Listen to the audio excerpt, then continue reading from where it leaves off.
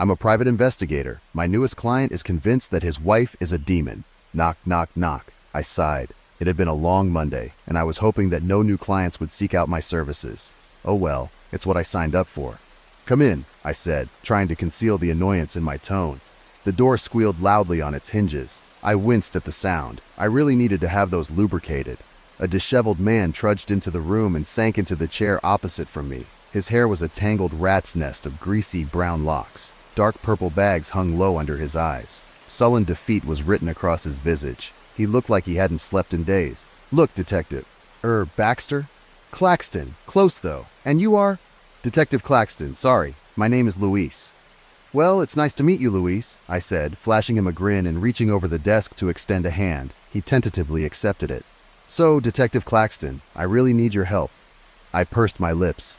I really need your help. I'd heard those 5 desperate words more times than I could count.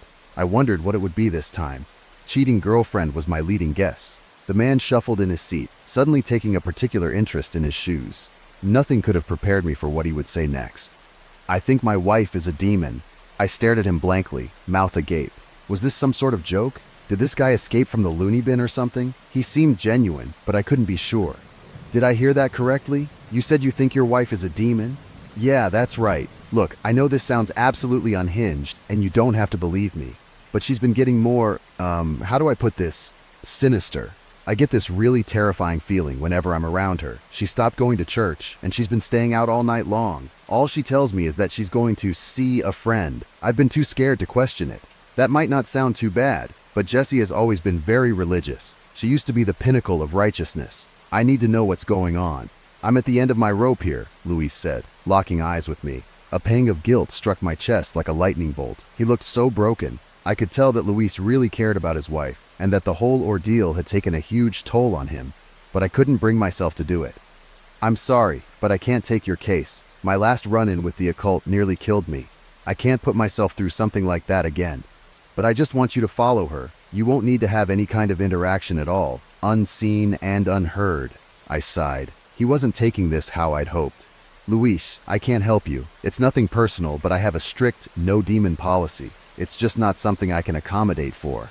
He nodded, dejectedly standing and pushing the chair back in place. He took 2 steps toward the door, then paused. $15,000. My eyes grew wide as saucers. That was an eye-popping amount of money. I began to stroke my goatee. I could do a lot with that amount of cash. 15 grand for one job. How hard could it be? You've got a deal. I agreed to start surveilling his wife that evening. I wish I'd never accepted that job. That day, just as the sun was beginning to set, I parked down the street a ways from Luis's house. He lived in a quaint suburban neighborhood. I couldn't discern anything out of the ordinary, yet. I took a deep breath before stepping out of my car. I stuffed my hands in my pockets and began shuffling toward the couple's driveway. I kept my head low, pulling the bill of my baseball cap down lower over my face. As inconspicuously I could, I knelt down beside the blue Kia Soul parked in the driveway and stuck a tracker inside the wheel well of the rear passenger side tire. With the less than legal part out of the way, I hurriedly scuttled back to my vehicle. Now for the fun part, waiting. I sat in my car playing solitaire for about 35 minutes before a tall blonde woman emerged from the house, making a beeline for her vehicle. Jessy looked good for her age. Like, really good. If I hadn't done my research, I would have thought she was Luis's daughter. The woman was pushing 40, but she could have passed for a college student. I wiped the drool from my chin and tapped on the tracking app installed on my phone before discreetly tailing her. It didn't take long until we arrived at our destination. I watched as Jessy's car rolled to a stop in front of an upscale house. It was luxurious. The lush, extensive lawn was perfectly trimmed, and the pillars extending from the porch exuded an air of grandeur that I couldn't fathom being able to afford.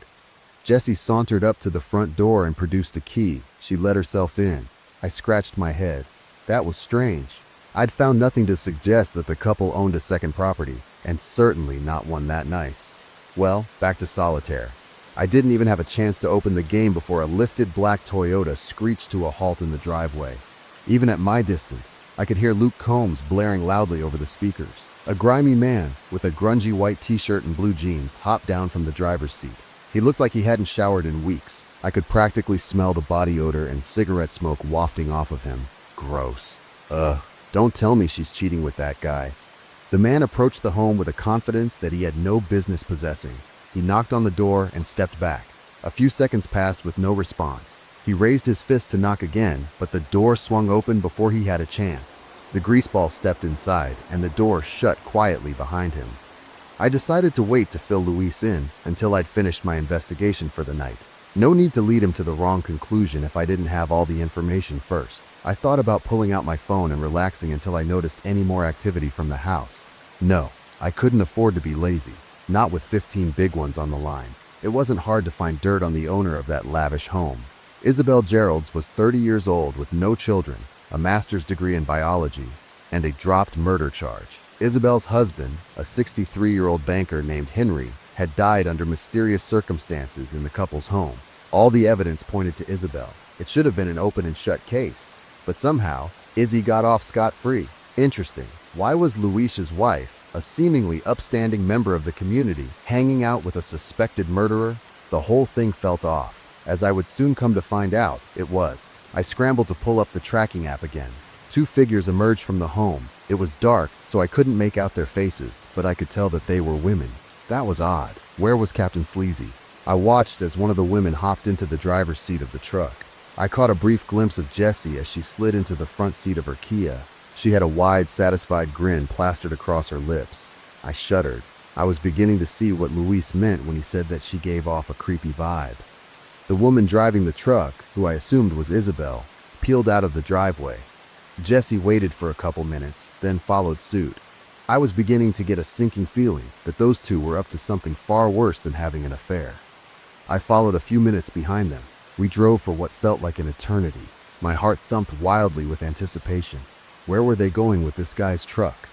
Around 45 minutes later, we arrived at a scrapyard on the outskirts of town. I didn't follow them inside the gate. I didn't need to. All the pieces had fallen into place. Luis's wife was a murderer. I called him on the way home. I hoped it would be enough to satisfy him. Of course it wasn't. "Hey Luis, it's Detective Claxton." "Hey detective, did you find anything?" Luis's voice was timid and weak. I could tell that he was dreading my response. I wished I could lie to him and tell him that all his worry was for nothing, but I couldn't. "Yeah, I did actually. Are you sitting down? If not, I'd highly suggest it." "Yeah, I'm sitting. Just let me have it already. The suspense is killing me." I sighed. Well, he asked for it. "Luis, I don't think your wife is a demon. I think she's a murderer." The line went silent. I could tell that my revelation had smacked him like a ton of bricks. I gave him time to process the information. "So, how do you know?" "I watched your wife and her friend lure a man into a house, then a few minutes later they took his truck to a junkyard.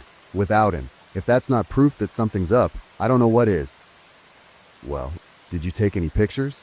"Crap. Why hadn't I thought to do that? Some detective I am." "I have my dashcam footage, but that's it." "That's not enough. I need cold, hard evidence. I can't divorce her over hearsay." I pursed my lips. I was hoping he wouldn't say that. "Understood. I'll follow her again tomorrow." "Thank you, detective." "Yep, you got it." I closed my eyes and took a deep breath. Was this really worth it? Photo proof meant I would have to get closer, much closer, and I really didn't want to do that. I decided to sleep on it. If things got too dicey, I wouldn't hesitate to drop that job. It wasn't worth getting killed over, or worse. That night, I had the most vivid dream of my entire life. I awoke in my bed. My bedside lamp was on. I wearily rubbed my eyes as they adjusted to my surroundings. I glanced up, then stifled a scream. There was a woman standing at the foot of my bed. She was beautiful. Long, blonde hair cascaded down her back in waves.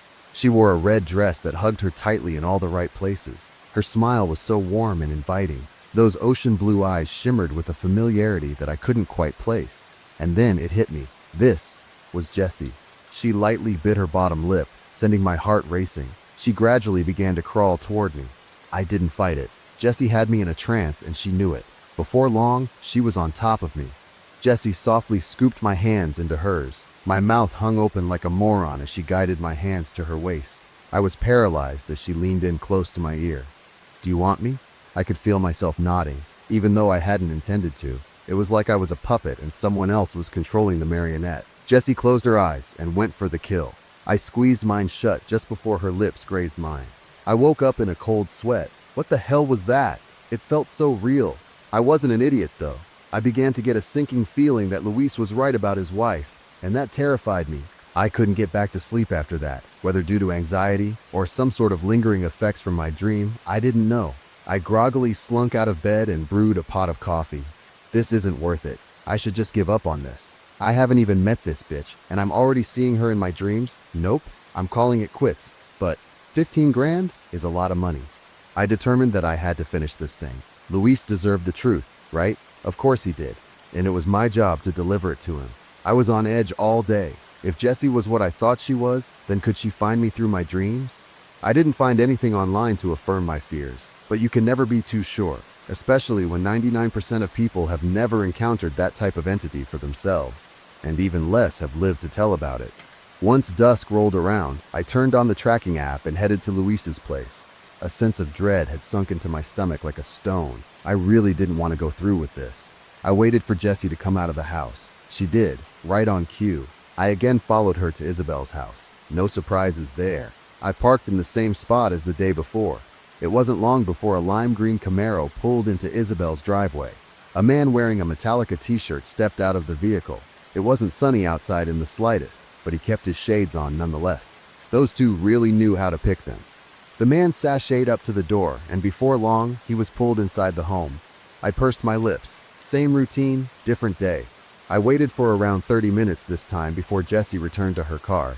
Isabel took off in the Camaro, and Jessy followed suit. Now was my chance. I slipped a pair of black leather gloves on as I approached the house. I just needed to get in, uncover their ploy, and get out without being seen. Simple, right? I grabbed onto the door handle. There was no way they had... Click! The door opened with little resistance. Wow, that was easy. I stalked the hallways, searching for any sign of foul play.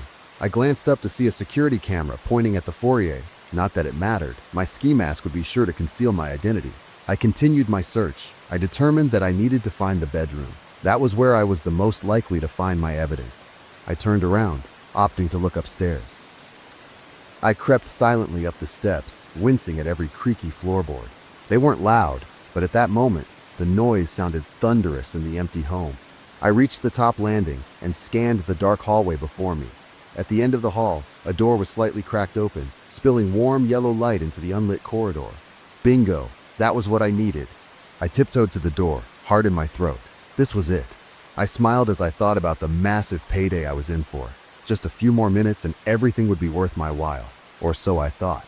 The light from the room partially illuminated my face as I stepped into view. I pushed lightly on the door. It squeaked softly on its hinges as it gradually revealed the room to me. Upon first glance, it was spotless. A pristine look at what a six-figure salary and solid business connections will earn you. The couple's king-sized bed was neatly made. Jewelry was strewn haphazardly around a gold box on the dresser. A photograph of Isabel and Henry sat on the nightstand. Their beaming faces sent a chill crawling down my spine. Something about Isabel's wide, jovial grin was just unnatural. I continued my search. I needed to be quick. I still don't know what possessed me to do it, but I walked up to the window. I pulled back the blinds and gasped. The window had a clear view of the backyard, and in it, 12 mounds of displaced dirt. They'd been burying the bodies. I snapped a picture through the window and turned to leave.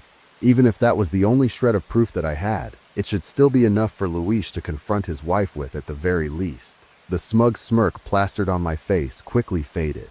Suddenly, I was falling. My foot had caught on the rug, and I was sent tumbling to the ground. What I discovered down there still sends me shivers. I opened my eyes, rubbing my temple. As soon as I did, I stifled a scream. I found myself face to face with a corpse. Its whole body was shriveled, like it had been sucked dry of all of its bodily fluids. Its hair had fallen out, only wispy, sporadic strands remaining. Its skin was ashen gray, splotches of fresh blood spattered across its face. But what terrified me more than any of that? The withered husk was wearing a pair of jet black shades, and a Metallica graphic t-shirt clung loosely to its emaciated frame. I immediately bolted. Proof be damned, I didn't want anything to do with that place. I ran to my car as fast as my legs would carry me. I slammed it into drive and stomped on the gas. It wasn't until I reached my house that I stopped hyperventilating. I couldn't go through with it. I called Luis and told him that I was done. I didn't care about the money. It wasn't worth it. Luis was understandably upset, but eventually he relented. I packed my bags and bought a motel room for the night just to be safe. I never should have gotten mixed up with the occult. I'm shivering as I'm typing this out. I don't think I have very long left. Whatever Jessy is, I think she's onto me, because I just got a text from a random number. Attached was a picture of a tracker and a caption that read, "Hello, detective. Are you missing something?" Well, that was pretty much it. I hope you liked the story till then. Bye-bye.